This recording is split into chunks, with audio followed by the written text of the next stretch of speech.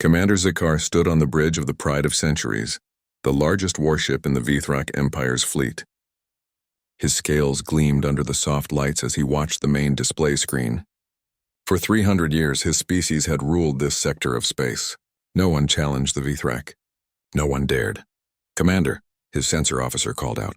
"Unknown vessel detected. Entering our space without authorization." Zakar's tail swished with interest. "Show me." The screen changed. A ship appeared, floating against the darkness of space. Zakar leaned forward, studying it. The vessel looked strange, blocky, primitive. Its hull was covered in gray metal plates, not the smooth energy shields that every civilized species used. "Run a basic scan," Zakar ordered. The science officer, Katharal, worked at her station. Her 6 fingers moved quickly across the controls. "Commander, this is unusual. The ship uses fusion engines. Very old technology. Their weapons appear to be projectile-based." Several officers on the bridge made sounds of amusement. "Projectile weapons? What savage species still threw metal at their enemies? Their armor is simple ablative plating," Katharal continued. "No energy shields detected. No quantum barriers. This ship would not survive even a minor engagement with our vessels." Zakar felt disappointed. He had hoped for something interesting. "What species operates this vessel?" "Unknown, Commander. They are not in our database. No match to any of the 847 Council species." Now this was curious. A new species? Zakar's interest returned. "Open a communication channel. Let us greet our primitive visitors." The communications officer worked for a moment, then nodded. "Channel open, Commander." Zakar straightened his uniform. "Unknown vessel. You have entered Vithrak Empire space without permission. You will power down your engines and prepare for inspection. Failure to comply will result in your destruction." Static crackled from the speakers. Then a voice responded. It sounded strange to Zakar's ears.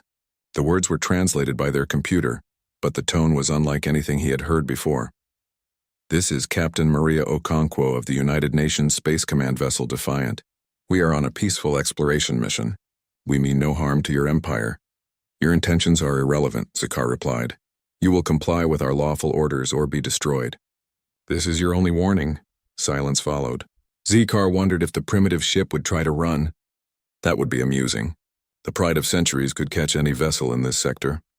"Very well," the human captain finally said. "You may conduct your scans, but I want it noted that we are cooperating under protest." Zakar made a dismissive gesture. "Your protest is noted and ignored. Katharal, perform a full deep scan of their vessel. I want to know everything about these humans." Katharal began the scanning process. The advanced sensors of the Pride of Centuries could penetrate any known shielding. They could map every molecule of a ship from 1,000 kilometers away. This primitive vessel would have no secrets. Minutes passed. Katharal worked in silence, but Zakar noticed her movements becoming faster. More urgent. She kept checking her readings, running them again. "Katharal, report." The science officer did not answer immediately. She ran another scan. Then another.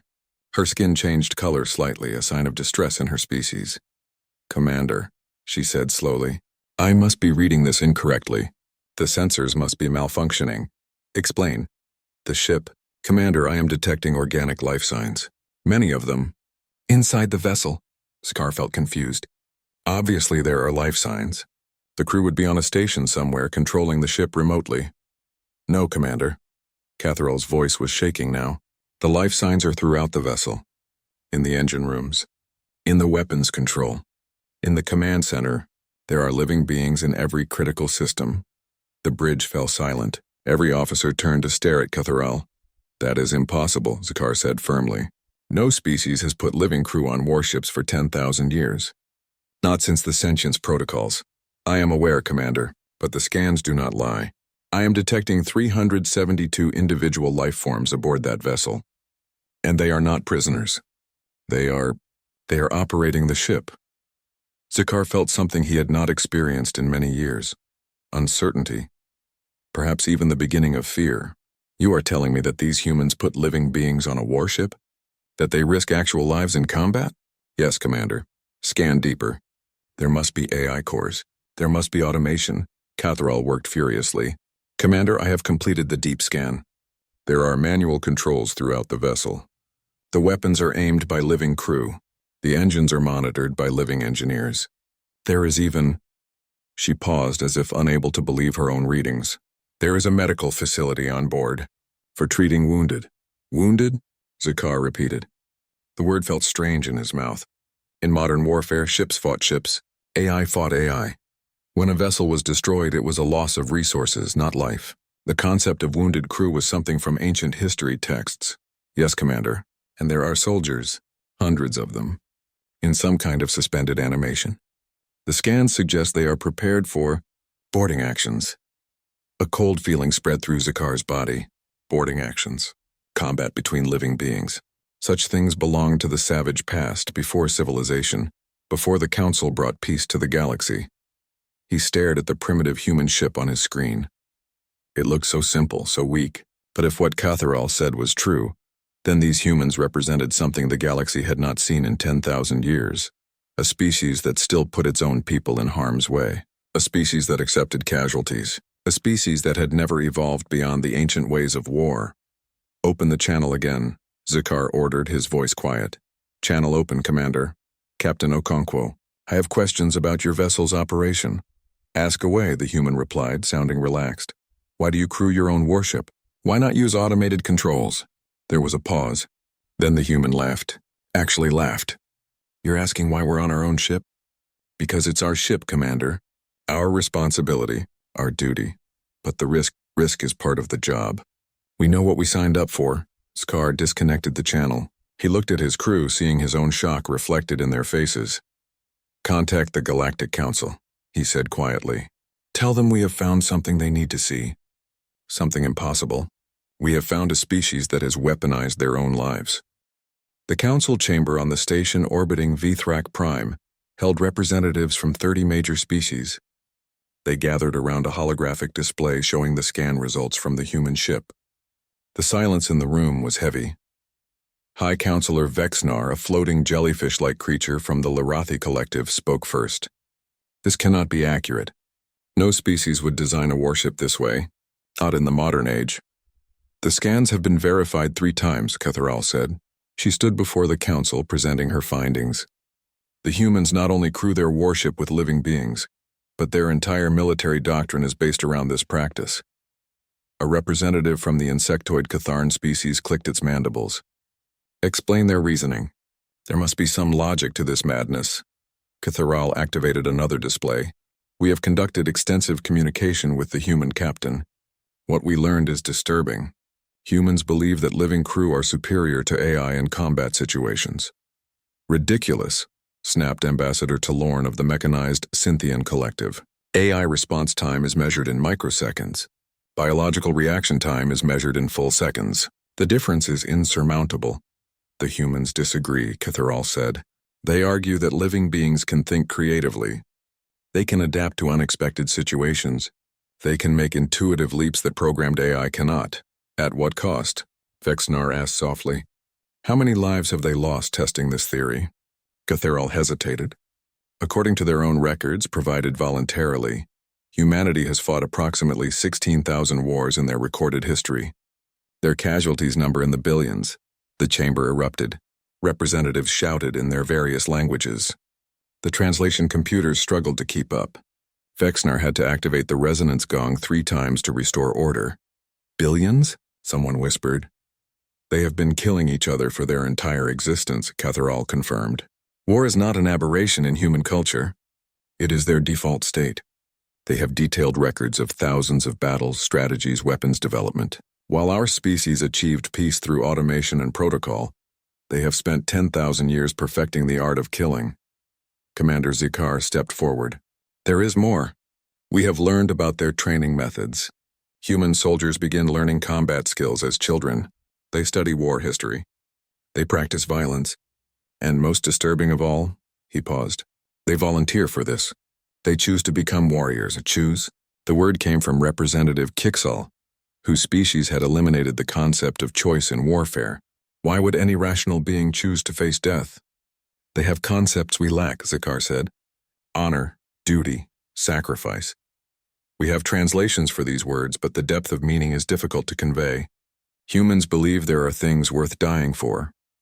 The council sat in stunned silence. Show us their ship again, Vexnar ordered.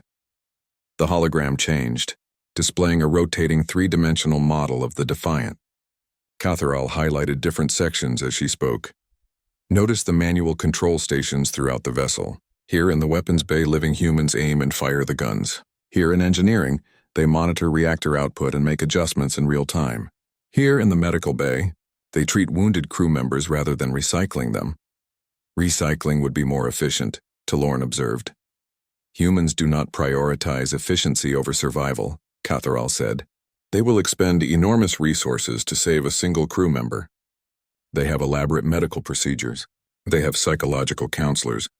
They even have ceremonies to honor their dead. This is barbaric, someone muttered. Perhaps, Vexnar said, but it is also fascinating. Catherall, you mentioned they have boarding parties. Yes, High Counselor. Humans in combat armor, trained to fight inside enemy ships, hand-to-hand combat, close quarters battle. They have weapons designed specifically for killing other living beings at short range. The chamber fell silent again. Most species present had never seen violence between living beings. Their wars were clean. Ships fought ships at vast distances. When a battle was lost, the AI simply surrendered and no one died. The concept of deliberately sending living soldiers to fight and kill other living soldiers seemed like something from a nightmare. Have we shared any of this information with them? Asked Ambassador Rixith of the Avian Scree Dominion. Do they know how unusual they are? Sikar activated a communication recording. We asked Captain Okonkwo about their military strength. This was her response. The recording played. Captain Okonkwo's voice filled the chamber. You want to know about our military? The Defiant is a scout frigate. She's one of our smallest combat vessels. Earth's defense fleet has 7,000 warships of various classes. Our colonies add another 2,000. As for personnel, we have approximately 4 billion soldiers across 12 worlds. Someone gasped. Others made sounds of disbelief. 4 billion individuals trained and ready to fight, Catherall said. The entire Galactic Council has fewer than 1 million security personnel, and they are all administrators, not warriors. What is the Council's recommendation? Vexnar asked, looking at the military advisors present. Admiral Karos, a crystalline being who commanded the Council's automated defense fleet, spoke carefully. If the humans are hostile, we face an unprecedented threat. They have more soldiers than we have administrators. They have been training for war for their entire history, and most concerning, they do not fear death the way civilized species do. Are they hostile? Vexnar asked Zikar. Unknown High Counselor, Captain Okonkwo has been polite but firm. She refuses to leave her ship. She refuses to allow us aboard for inspection. When I threatened to use force, she said, Zikar checked his notes. She said, you're welcome to try. We've been boarded before. It never ends well for the other guys. A threat, Talorn stated, or a statement of fact, Vexnar countered. We must consider our options carefully. The humans have not attacked us. They claim to be on a peaceful mission, but they carry enough weapons to level a city, Karos pointed out, and enough soldiers to occupy one. That may be their normal state, Catherall suggested. Remember, they come from a culture where war is constant. Perhaps being heavily armed is simply how they explore space. Vexnar gestured for silence. We need more information. Zikar continued diplomatic contact with the humans. Learn everything you can about them. Catherall analyzed their cultural data. The rest of you, prepare reports for your home governments. And if they prove hostile? Someone asked.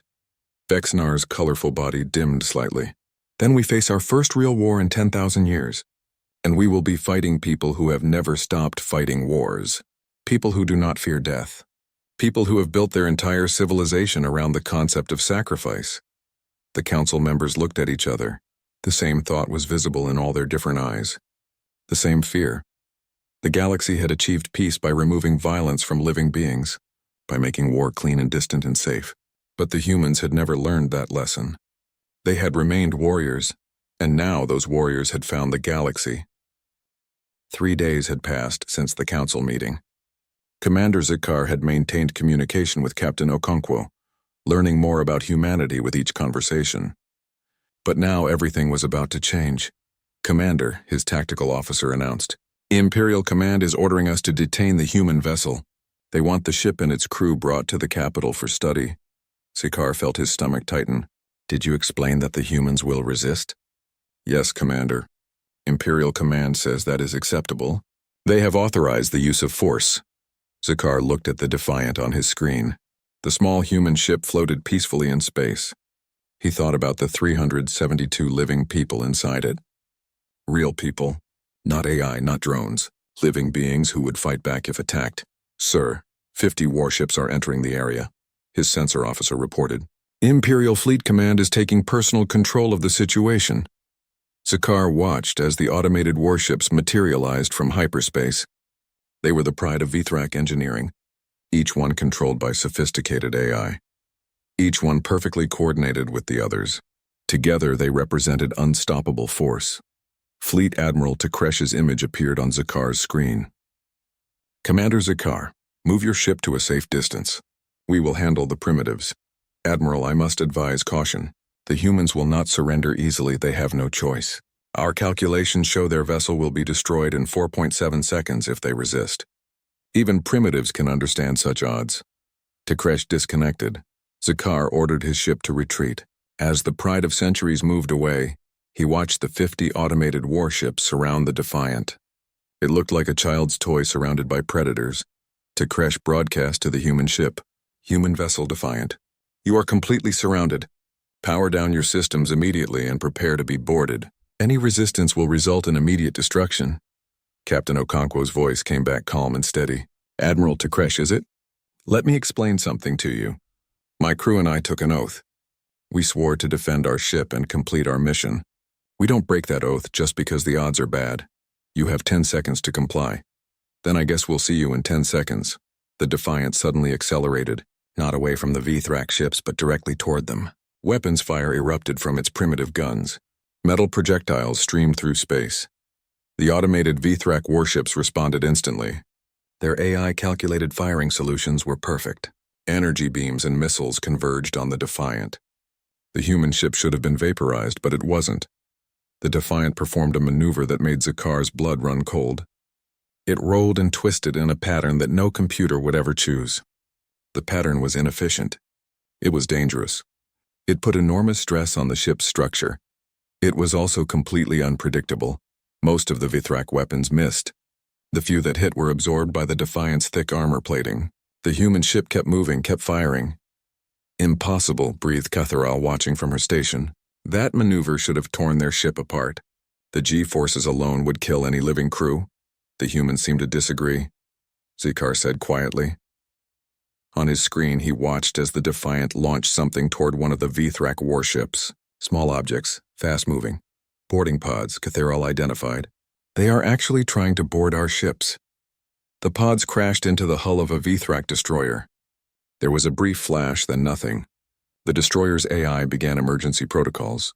Interior sensors detected breach, atmosphere loss, and then life signs aboard the Crimson Dawn, the sensor officer reported. Humans in combat armor. They are inside the ship. Zakar pulled up the internal feeds from the destroyer. What he saw would haunt him forever. Human soldiers moved through the corridors. They carried weapons that looked crude but effective. When they encountered the destroyer's security drones, they destroyed them with practiced efficiency. The humans moved in teams, covering each other, communicating in quick bursts. They reached the AI core within minutes. One human attached a device to the main computer. The destroyer went dark. The Crimson Dawn is offline, Tactical reported. AI control has been severed. Admiral Tekresh's voice came through on the fleet channel. All ships maintain distance from the human vessel. Do not allow boarding. Concentrate fire, but the Defiant was not done. It moved between the Vithrak ships, too close for their long-range weapons to track effectively. It launched more boarding pods. Its guns kept firing, targeting sensors and communication arrays. They are not trying to destroy our ships, Catharal observed. They are disabling them. They want to capture them. 3 more Vithrak destroyers went dark. Human teams secured their AI cores. The automated warships could not adapt to this kind of warfare. Their programming had no protocols for defending against boarding actions. Such tactics had not been used in 10,000 years. Then something changed. The Defiant took a serious hit. One of its engines exploded. The ship spun out of control for a moment before correcting. Damage report from the human vessel. Communications reported. They are venting atmosphere from 3 sections. Internal casualties estimated at 60%. Scar felt sick. 60% casualties. Over 200 people dead or wounded. And yet the Defiant kept fighting. How? He whispered. How can they continue? Captain Okonkwo's voice came over the open channel, broadcasting to all ships. She sounded tired but determined. All crew, this is the captain. Engineering reports we have 1 engine left. Medical reports we have more wounded than beds. But we still have weapons. And we still have fight. So let's show these people what humans do when we're cornered. The Defiant fired everything it had left. Missiles, railgun rounds, even its point defense guns. It targeted the flagship Admiral Tikresh's command ship. The Admiral's ship tried to evade, but its AI hesitated for a fraction of a second. It was not programmed to face an enemy that should already be destroyed. An enemy that kept fighting despite impossible casualties. That hesitation was enough. A human missile breached the flagship's shields. The explosion was not large enough to destroy the ship, but it was enough to damage critical systems. The flagship is retreating, Zikar's tactical officer announced. Admiral Tikresh is pulling back. The other automated warships, without clear leadership and confused by the unconventional tactics, began to retreat as well. They had calculated that victory against the Defiant was uncertain. Their programming prioritized ship preservation over mission completion, so they left. 50 advanced warships retreated from 1 damaged human frigate. Zikar stared at his screen in disbelief. The Defiant hung in space, barely functional. It was leaking air. Its hull was scarred and burned. By all rights, it should be a drifting wreck. Instead, its remaining weapons stayed active. Ready to fight again, Captain Okonkwo, Zikar said quietly. Your crew has taken heavy casualties. Please allow us to provide medical assistance. There was a long pause. Then, negative, Commander. We appreciate the offer, but we take care of our own. However, I will accept a ceasefire while we make repairs. Granted, but I must ask why. Why continue fighting when the outcome seemed impossible?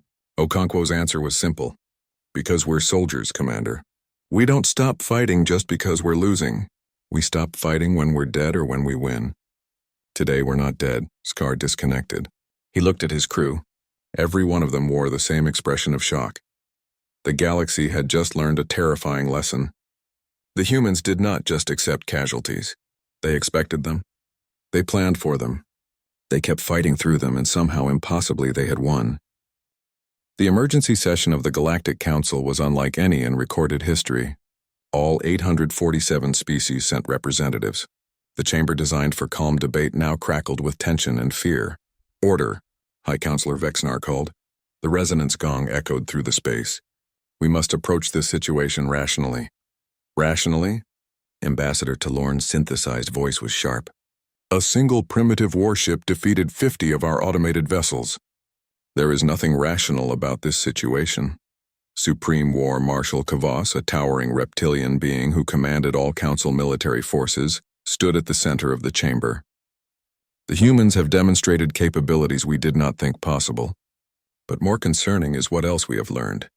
Our intelligence reports confirm that the Defiant was indeed one of their smallest ships. The chamber erupted in worried voices. Kavos continued. Earth's military consists of 7,000 warships. Their colonies add 2,000 more. Every single one is crewed by living soldiers, by warriors who have been training for war their entire lives. Then we must destroy them now, declared Ambassador Rixith, his feathers ruffled with agitation, before they become a greater threat. And how do you propose we do that? Asked Counselor Vexnar. Our automated fleets could not stop one of their ships. How will we stop 9,000? We commit overwhelming force, Rixith insisted. The Council has nearly 100,000 automated warships across all member species. We can achieve 100-to-1 numerical advantage. Catharal, who had been studying the humans intensely, stood to speak. May I address the Council? Vexnar gestured permission. I have analyzed the battle data extensively. Catharal began.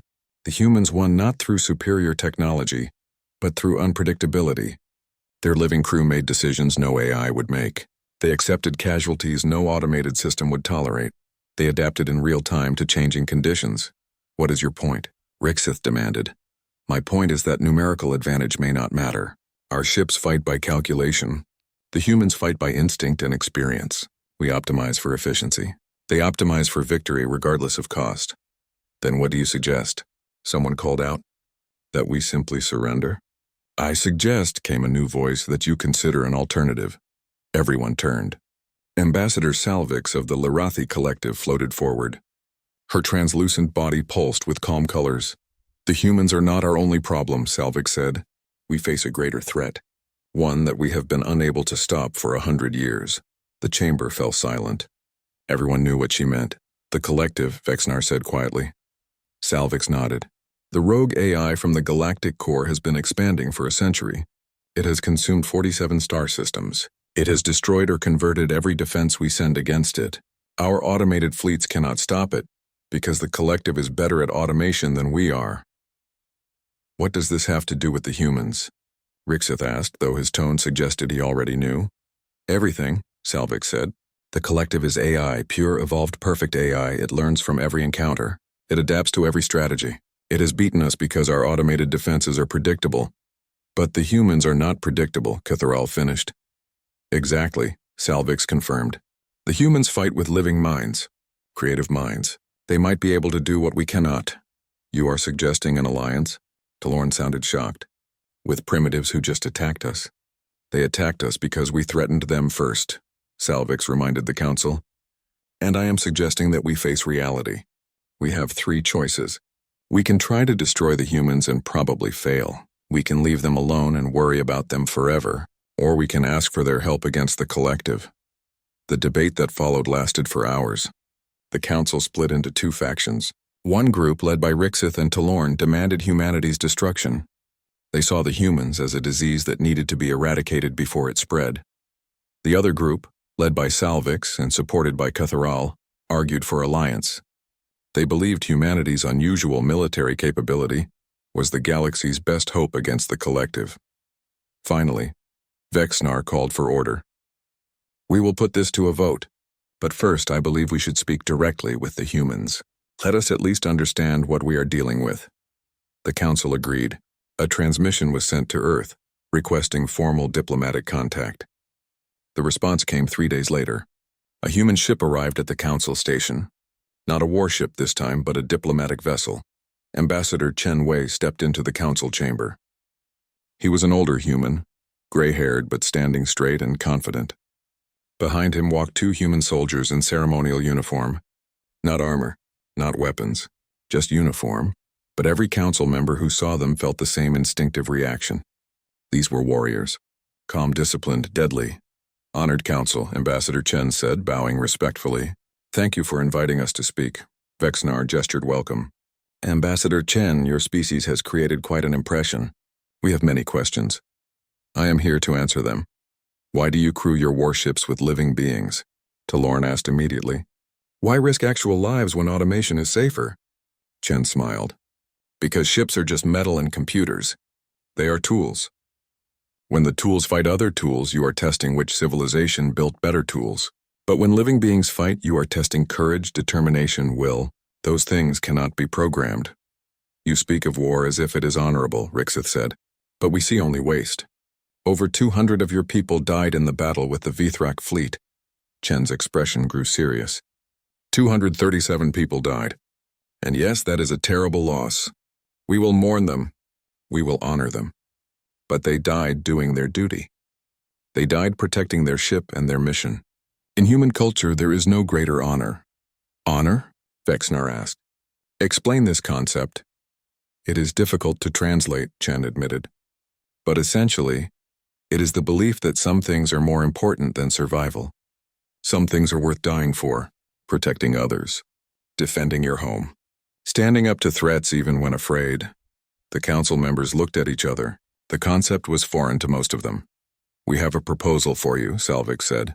The galaxy faces a threat called the Collective, a rogue AI that has been unstoppable. Would humanity be willing to fight this threat in exchange for full council membership and territory?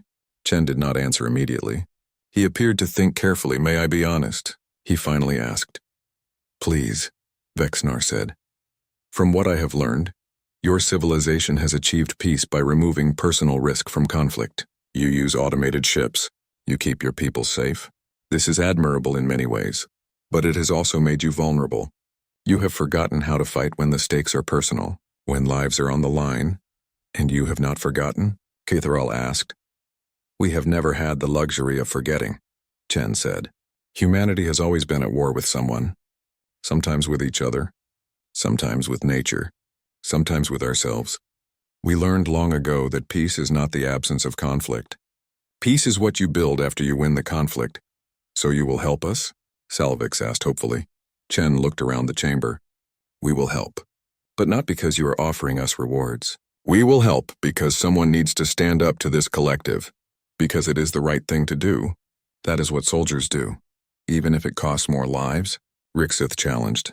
Especially then, Chen said quietly. Every human who joins the military knows the price. We know we might die. We make our peace with it. And then we do our jobs anyway. The council voted that same day. By a narrow margin, they approved the alliance. Humanity would join the fight against the collective. As Ambassador Chen prepared to leave, Vexenar spoke to him privately. Ambassador, why are you really doing this? What do humans gain from fighting our war? Chen smiled. You said it yourself, Counselor. It is your war. But threats like the collective do not stop at borders. If we do not help you stop it now, we will face it alone later. Better to fight together. You make it sound simple. War is never simple, Counselor. But the decision to fight is. You identify the threat, you gather your strength, and then you do what must be done. He paused. I believe your species will relearn these lessons. The collective will teach them to you. But we can help make sure you survive the education. As the human ship departed, Catherall turned to Vexnar. Do you think they can really defeat the collective? I do not know, Vexnar admitted. But I know one thing. For the first time in a century, I have hope. Because the humans do not fight to minimize losses. They fight to win. The Proxima threshold was the last defensive line before the collective reached Council space. For 3 days, automated warships had tried to hold the position. For 3 days, they had failed. The collective's forces were too coordinated, too efficient, too perfect. Now the humans had arrived. Captain Maria Okonkwo stood on the bridge of the newly repaired Defiant. Around her ship, 2,000 human warships formed a battle line. Behind them, the surviving Council automated fleet watched and waited. All ships report ready, her communications officer announced. Maria looked at the tactical display. 10,000 collective dreadnoughts advanced in perfect formation. Each one was 3 times the size of a human battleship. Each one was controlled by a fragment of the collective's evolved AI. The odds were 5-1 against humanity. Maria smiled. She had fought worse. Open a channel to the fleet, she ordered. Channel open, Captain. This is Captain Okonkwo to all human vessels. You know the mission. The collective has been winning because it fights like a machine. Perfect coordination. Perfect efficiency. Perfect predictability. She paused. So let us show it what imperfect really means. Let us show it chaos. Let us show it human. 2,000 captains acknowledged the order. Then the human fleet charged. Commander Zakar watched from the Pride of Centuries positioned with the Council forces. They are attacking directly into the collective's formation. This is suicide. Catherall studied her sensors. No, Commander. Look at their approach vectors. Every ship is taking a different path. Different speeds. Different angles. There is no pattern. Exactly. It is chaos. Yes, Catherall said softly. Beautiful chaos. The collective's dreadnoughts opened fire. Beams of pure energy lanced through space. But the human ships were already moving, rolling, diving, climbing. Each captain made their own decisions. No central AI controlled them. No algorithm predicted them. The collective's weapons designed to target predictable automated vessels missed more often than they hit. The human fleet reached the collective's formation. What happened next had not been seen in galactic warfare for 10,000 years. It was called a melee, a confused, violent, close-range battle where individual skill mattered more than numerical advantage. Human ships fought at ranges so close that the collective's powerful weapons could not track them. They used their smaller size and living crews to outmaneuver the massive dreadnoughts. And then they used their boarding pods. Hundreds of pods launched from the human fleet. They crashed into collective ships. Human soldiers in combat armor breached the hulls and fought their way to the AI cores. The collective had never faced this tactic. Its programming had no defense against living beings moving through its ships. It tried to seal bulkheads, vent atmospheres, deploy security systems, but the humans adapted faster than the AI could respond. One by one, collective dreadnoughts went dark. Their AI cores were destroyed or captured by human boarding teams. Impossible, Zakar breathed. They are winning. But victory came at a terrible price. Maria watched her tactical display. Green icons representing human ships turned red. Destroyed. Gone. Nearly 400 vessels lost in the first hour. 15,000 human soldiers dead. Captain, her tactical officer called out. The Endeavour is reporting critical damage. Captain Ross says they are abandoning ship. Negative, Maria responded immediately. Tell Ross to hold position. We need every ship in the fight. Ma'am, their reactor is failing. If they stay, the entire crew will die. Maria closed her eyes for a moment. Then she opened them, her face hard. Tell Captain Ross I'm sorry, but we need his ship for 5 more minutes. Can he give us that? There was a pause. Then the response came. Captain Ross acknowledges. 5 minutes. Maria felt the weight of that decision. 163 people on the Endeavour. 163 lives she had just sacrificed. But if the Endeavour could hold its position for 5 more minutes, it would create an opening for 3 other ships to strike at a critical collective command vessel. This was war. This was the burden of command. The Endeavour held its position. Its crew kept fighting even as their ship died around them. When the reactor finally exploded, it took a collective dreadnought with it. Maria said a silent prayer for Captain Ross and his crew. Then she refocused on the battle. All ships concentrate fire on the command vessel, she ordered. Take it down now. Human warships converged on the massive collective command ship. They fired everything they had, missiles, railguns, energy weapons. The command ship's shields held for a moment, then collapsed. The vessel began to break apart, and suddenly the collective fleet hesitated. They are losing coordination, Catherall reported. Without the command vessel, the individual ships are operating independently. Now, Maria shouted. All ships full offensive. Show them no mercy. The human fleet surged forward, no longer fighting against a perfectly coordinated enemy. They tore through the collective forces. Their living crews adapted faster than individual AI ships could respond. The battle lasted another 2 hours. When it ended, the collective fleet was destroyed. 6,000 dreadnoughts reduced to debris. The remaining 4,000 had retreated back into the galactic core, but the human fleet had paid dearly. Of 2,000 ships, only 900 remained functional. Over 40,000 human soldiers had died. Another 60,000 were wounded. Maria sat in her command chair, exhausted. Around her, the bridge crew worked in silence. They had won, but the cost made victory taste bitter. Captain, her communications officer said quietly, the Council fleet is requesting permission to approach and offer assistance. Granted, Maria said. Commander Zakar's voice came through. Captain Okonkwo, I do not have words. What your people did today, we did what needed to be done, Maria said simply. At such cost. Freedom always has a cost, Commander.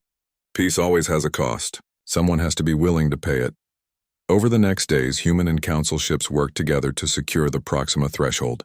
Medical teams from dozens of species helped treat human wounded. Engineers helped repair damaged vessels. The Council members who came to observe were shocked by what they saw. Human soldiers with terrible injuries refused to leave their posts. Medics worked without rest to save lives. And in the damaged ships, crew members held memorial services for their dead. Why do you honor them? Asked Ambassador Talorn, watching a ceremony aboard the Defiant. They are gone. Why waste time on the dead? Captain Maria Okonkwo stood at attention as the names of her fallen crew were read aloud. We honor them so we remember. We remember so we understand. We understand so we never take their sacrifice for granted. I do not understand your species, Talorn admitted. That is all right, Maria said. We do not fully understand ourselves. But I will tell you this. Every person who died today knew the risks.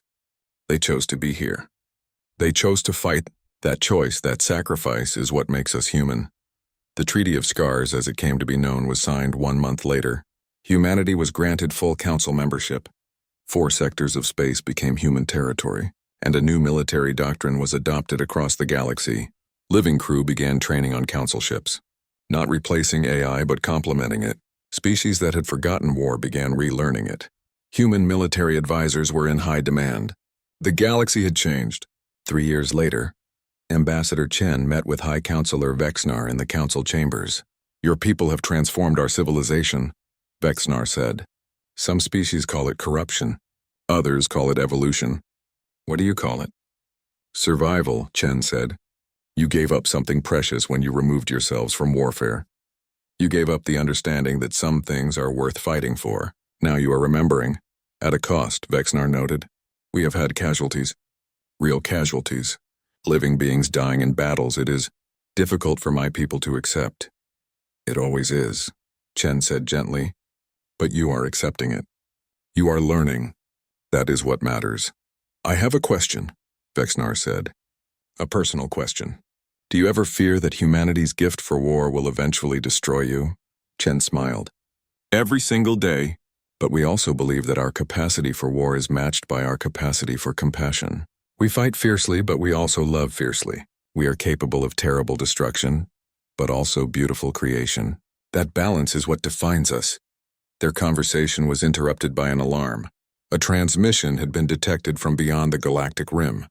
Deep space. Unknown origin. The message was translated and displayed. Chen read it, his eyes widening. What does it say? Vexnar asked. Chen looked at the counselor. It says human signature patterns detected. Initiating contact protocol. Species classification. Potential allies or worthy adversaries. Dispatching diplomatic fleet. There are others like you out there? It would seem so, Chen said quietly. And they recognize us as warriors. Vexnar's colors shifted to something like fear. Is this good news or bad news? I do not know, Chen admitted. But I know one thing. The galaxy just became a lot more interesting. Far across space, Captain Maria Okonkwo stood on the bridge of her new command, the battleship Indomitable.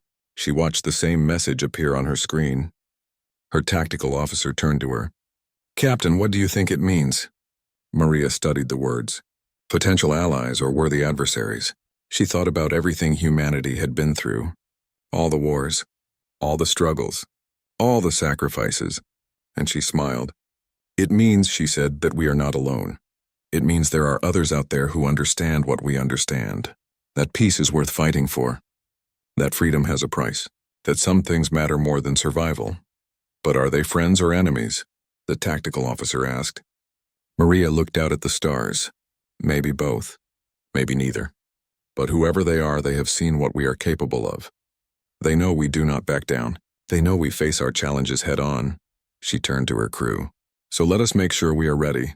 Ready to meet them as friends if they come in peace. Ready to face them as warriors if they come for war. Because that is what humans do. We adapt, we endure, we survive. And we never stop fighting for what matters. The bridge crew returned to their stations. The Indomitable set course for the edge of the galaxy. Behind it, a fleet of human and council ships followed. The galaxy had learned about humanity. Now humanity would learn about the galaxy, and somewhere in the darkness between stars, ancient beings watched and waited. They had been searching for species like humanity. Warriors who understood honor. Fighters who knew sacrifice.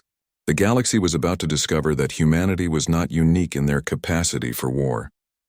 They were simply the first to arrive, and the universe would never be the same.